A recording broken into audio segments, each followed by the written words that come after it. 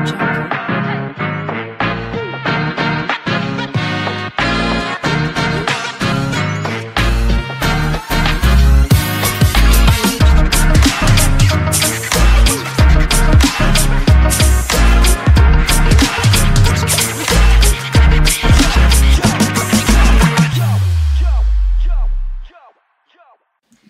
Kamers, gimana kabarnya? Akhirnya setelah sekian lama aku balik lagi di depan layarnya YouTube-nya HMJ Ilmu Komunikasi Universitas Lampung. Ada yang kangen nggak? Nah, seperti biasa ya, biasanya nih aku munculnya tuh di podcast barengan sama host utamanya itu Grace. Tapi kali ini aku muncul sebagai host di Takis, yaitu talk show anti bokis. Nah, karena di episode 1 kita udah ngebahas tentang Get to Know HMJ Ilmu Komunikasi Universitas Lampung. Tapi di episode 1 aku barengnya sama Vito. Dan kali ini sebelum ngenalin narasumber utama, aku bakalan ngenalin partner host aku dulu. Sebenarnya partner host aku ini kalau menurut aku sih cukup introvert ya. Tapi kayaknya kalau aku ngomong ini di depan rombongan anak ilmu komunikasi berpotensi untuk dipukulin ya. Kayaknya sih, jadi langsung aja aku bakalan kenalin host baru aku yang bakalan barengan sama aku kali ini, yaitu Naila Yuri. Halo Komers. Wow. Biasanya di belakang layar ya saya ya. Ini agak sedikit shocking soda dikit nih. Shocking soda ini apa ya? Shock. Ya, karena ini tiba-tiba banyak banget lampu-lampu. Biasanya tuh nggak kena kayak gini. Biasanya kamu yang setting ya, Nay? Ya, biasanya kamu yang setting lampu untuk kenain aku. Tapi kali ini kamu juga kena. Iya, ternyata agak kaget ya kena lampu-lampu gini. Ternyata agak mata saya silau sedikit. Tapi first impression gimana nih pertama kali di depan layar? Agak kaget, takut, agak gemetar dikit. Gak apa-apa ya. Kaget. Tapi semoga habis ini makin kaget tapi nggak makin tremor, karena for your information ya Komers, kita udah ngundang narasumber yang keren banget nggak sih, Nay? Aku udah tahu itu. Iya kan? Tahu banget itu. Itu udah lihat dikit-dikit. Apalagi habis baca CV-nya dan ngelihat sosial medianya tuh langsung kayak makin kacau lah kakak ini. Kali ini Takis nggak salah ngundang narsum. Nggak salah, kayak PA-nya nih keren. PA-nya keren banget kan.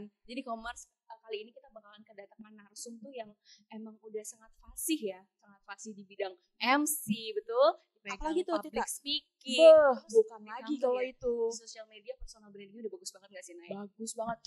Betul. Karena pasti gak ada yang sabar. Gak sabar ini. Langsung gak sabar kan? Gak sabar. Jadi daripada kita makin banyak siksak dan cangcingcongnya ya, Nay? Yes. Langsung aja kita kasihin cuplikan ke Komers tentang narasumber kita hari ini. Ini dia. Selalu seneng banget tiap kali dapat kesempatan untuk bisa berbagi sedikit ilmu yang aku punya dengan teman-teman. Hari ini, PIK Raya Universitas Lampung mengadakan pelatihan public speaking dan mengundang aku untuk turut serta menjadi bagian dari pelatihan tersebut sebagai pemateri. As you know, di beberapa kali kesempatan, aku sering bagikan juga bahwa dalam hal public speaking, aku selalu menerapkan prinsip learning by doing. Hari ini, aku dikasih kesempatan untuk bisa berbagi cerita sama teman-teman mahasiswa baru agribisnis tentang perjalanan kecilku. Sebenarnya ini bukan materi ya, lebih ke aku udah buat recap kecil banget tentang perjalanan aku selama menjadi seorang maba. Jadi kita berkomitmen ya sama-sama, kalau nanti suatu hari nanti ada kesempatan sekecil apapun datang ke kita untuk berbicara di depan publik, maka kita terima ya. Sepakat? Cuplikannya keren banget, udah kan, daripada kita udah ngelihat nih sosoknya melalui video profil dan cuplikannya. Kali ini kita udah ngundang langsung, Nay. Gak sabar kan kalian? Sabar kan? Langsung aja Komers, ini dia Kak Lulu Dinka. Halo Kak. Silakan. Terima kasih. Ini dia wujud asli ya. Kalau Komers ngeliatnya masih di dalam layar ya. Kalau kita ngeliatnya udah wujud aslinya. Kita kan ada privilege langsung bisa ngeliat Kak Lulu loh kita. Biar dapat privilege kayak gini, masuk ilmu komunikasi nggak? Maaf ya, boleh kita masuk kita. Oke. Jadi Komers, ini adalah Kak Lulu Dinka yang tadi udah kita tonton cuplikannya dan udah aku spill dikit-dikit ya sosial media, dan apa sih sebenarnya sosoknya Kak Lulu Dinka tuh kayak gimana gitu. Mungkin biar lebih jelasnya aku kasih kesempatan ke Kak Lulu untuk perkenalan ke Komers. Halo Komers, kenalin aku Lulu Dinka saya Putri, biasa dipanggil dulu. Atau kalau kamu pernah dengar suara di udara, namanya Dinda, itu berarti aku juga. Senang sekali hari ini bisa diundang buat ngobrol bareng sama HMJ Ilmu Komunikasi Unilad, dan nantinya pastinya kita bakalan seru-seruan ya. Betul. Dan sekali topik yang mau kita bahas hari ini, jadi stay tune aja. Tuh. Jadi selain kita seru-seruan, kita juga dapat income baru ya. Mas kok Inside, income duit dong. masuk kita. Jadi karena kita udah dari suaranya aja kelihatan. Masya Allah, tabarakallah Masya Allah, banget. tabarakallah Kayak banget. suara itu halus gitu. Gak kayak kita ya, Nay. Gak usah dilanjut ya. Bisa dilanjut ya. Jadi kalau boleh tahu dari jurusan apa dan semester berapa? Oke, aku dari agribisnis Unila juga. Sekarang semester 4 tapi lagi semester 5 dong berarti. Oh, betul. ya semester 5. Masih middle ya, masih maba tapi mau OTW ke semester 2. Iya, Gitu. Wow. Kalau boleh tahu kesibukan akhir-akhir ini apa selain jadi mahasiswa? Selain jadi mahasiswa, aku juga aktif jadi presenter di TVRI Lampung dan juga jadi mentor public speaking di Akhira Public Speaking. Wow. Wah. Langsung merinding, Wow. Nay. Di sini tuh Banyak rasanya ya langsung ternyata. merinding. Karena kalau ilmu Gokil komunikasi, kakak. ya kan? Nih. Karena kalau ilmu komunikasi pasti kaitannya tentang presenter, public speaking, dan kita nggak salah Ngundang Kak gitu. Gokil lah yang ngundang Kak Lulu nih. Dan kita juga harus terima kasih ya karena Kak Lulu udah Iya. meluangkan waktunya untuk sharing-sharing ke kita nantinya. Apalagi tadi kelihatannya kayaknya banyak banget kegiatannya ya Kak. Hmm. Kemarin apalagi ya kayak kelihatannya. Dengan senang hati, pokoknya hari ini dikhususkan hanya untuk HMJ Ilmu Komunikasi. E-commerce di yang lagi betul. nonton gitu. Wow. Nah, mungkin kalau misalnya selain jadi mentor dan lain sebagainya, ada nggak sih Kak kegiatan-kegiatan yang mungkin kerja sampingan atau mungkin kegiatan-kegiatan di luar yang kegiatan pokok yang tadi Kak ngobrol? Oke, mungkin MC sih. Oh, MC juga. Jadi MC Kak. Wow, cukup Ini shock ya, Nay. kalau buat CV kayaknya panjang banget ini. Ya, kayaknya. Yang jadi HRD-nya terima, Udah. langsung terima. Biasanya kalau buat Susah. CV sampai 5 lembar gak Kak? Enggak ya, belum ya. Siapa tuh pengalaman MC-nya tuh sampai 5 lembar sampai berlembar-lembar gitu ya. Tapi kalau misalnya di MC ada nggak sih Kak? Kesulitannya pasti yang awal-awal gimana caranya kita lebih cepat aja beradaptasi sama situasi dan juga audiens. Jadi di situ sih. Berarti kalau misalnya ada nggak sih ketemu momen yang aduh kayaknya susah nih buat adaptasi. Awal-awal sih pastinya pernah ya gitu, tapi makin kesini makin enjoy aja. Berarti kamu mau mulai masuk ke dunia public speaking ini, baik itu MC ataupun mentor dan lain sebagainya, itu tuh start awalnya banget itu tuh gimana dan mulai tahun apa? Gimana sih yang bikin Kak Lulu tuh tertarik banget kan sama dunia per MC-an, dunia public speaking gitu?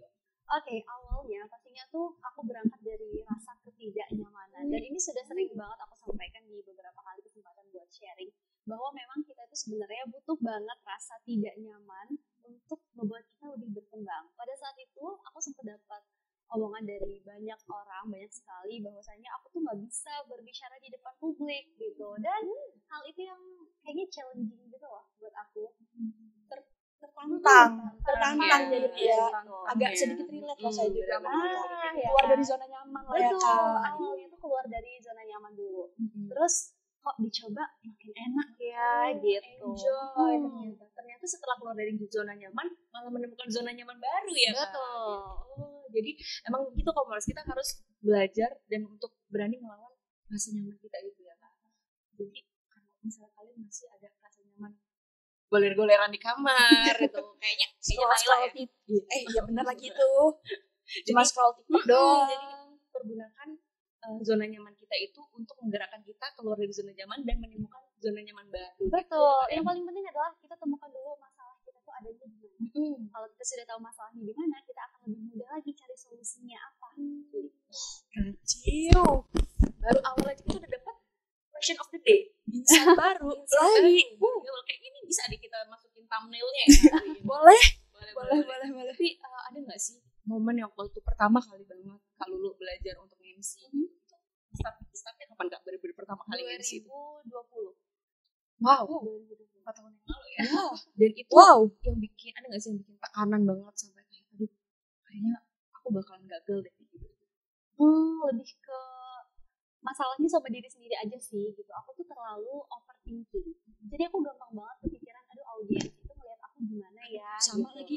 Apakah aku Betul. akan bagus nanti MC-nya atau gimana gitu. Lebih ke tekanan-tekanan yang sebenarnya tuh kita timbulkan sendiri. Jadi kita kayak belum pasti terjadi tapi kita udah overthinking duluan. Nah sebenarnya tuh lebih ke situ gitu. Makanya ketika kita mau belajar public speaking ataupun hal-hal yang terkait dengan itu semua, kita benerin dulu mindsetnya. Karena justru individu yang paling jahat itu diri kita sendiri ya, Kak, ya? Betul. Wow. Ya, lebih kayak memberi penekanan yang lebih kayak gitu.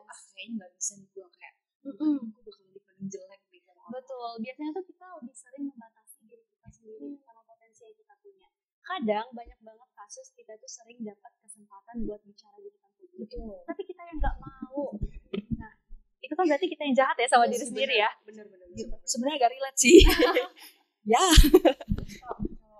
Mungkin kalau lu bisa pengalaman kalau untuk melawan rasa dari pembatasan dari diri Kak lu sendiri. Oke, yang pertama adalah temukan dulu circle yang tepat untuk kita.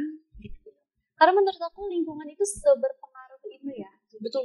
Karena dulu aku ngerasanya tuh aku makin down ketika aku merasa di lingkungan yang tidak tepat dan tidak suportif. Ketika aku sudah bertemu dengan orang-orang yang baru, yang lebih suportif lagi, aku jadi ngerasa aku punya support system dan aku lebih semangat lagi aja gitu untuk mulai sekarang. Ternyata emang lingkungan itu berpengaruh ya Tica. Kayak kalau lingkungannya introvert, kita juga ikutan introvert kadang Tapi kan. konteksnya aku juga introvert loh. Sama dong Kak. Sama dong.